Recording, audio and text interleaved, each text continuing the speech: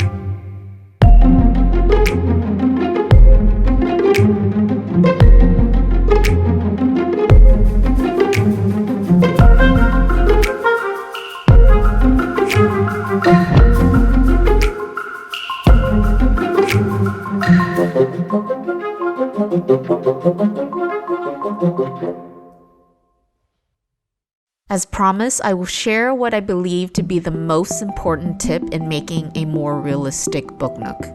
You must manipulate the perspective.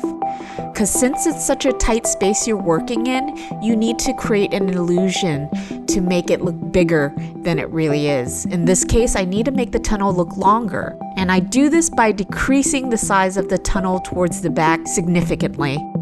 At the end of the tunnel, we also have this back door, and this back door is also shrunk in size to force this perspective. So there you have it, guys. The most important thing to do is to adjust the perspective by making the objects towards the rear smaller in order to create an illusion of great distance. And that's all, folks. Let's get back to the build.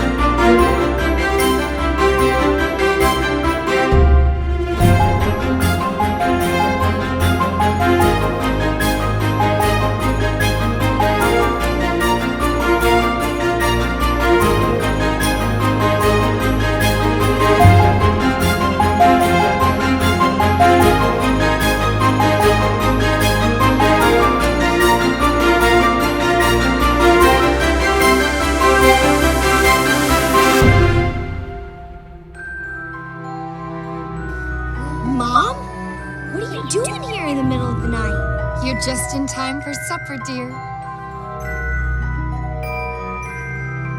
You're not my mother. My mother doesn't have Buttons? Do you like them? I'm your other mother, silly. Now go tell your other father that supper's ready.